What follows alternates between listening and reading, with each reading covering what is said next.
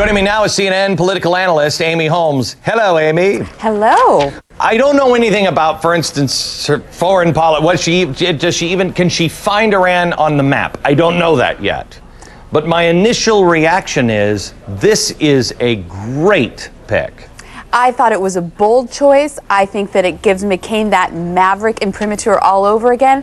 And I thought it was fun. If you watch that today in Dayton, John McCain was beaming ear to ear, and that's not easy for John McCain to do. Yeah. And as I was watching her, oh, Glenn, I couldn't agree more. I felt like I was watching, this is real authenticity, as opposed to the Joe Biden, kid from Scranton, Scrappy Joe thing that we were hearing all week long. If I hear one more time about how he loves Amtrak and rides Amtrak, nobody's riding Amtrak that's, Joe Lunch Bucket. It's $97. I was going to say, Amtrak is expensive. Have you been on it lately? One way from Delaware to New York, it's $97. Oh yeah, he's Mr. Joe Lunch Bucket. Okay. Right. Here's the thing. Let's just go through some of her qualifications quickly. What I like about her and why I think that this is somebody that I can actually back is she is truly a reformer, not just of Washington, but her own party. She busted the head of the GOP. I think the governor there in Alaska tried to kind of buy her off with a seat on an ethics committee sitting right next to the head of the GOP.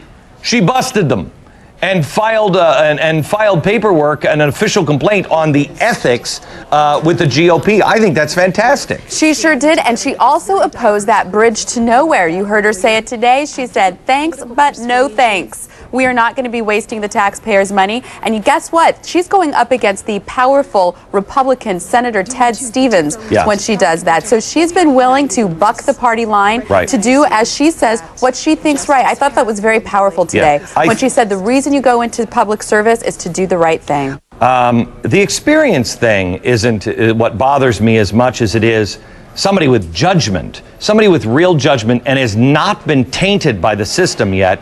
And I think this is why I like her so much.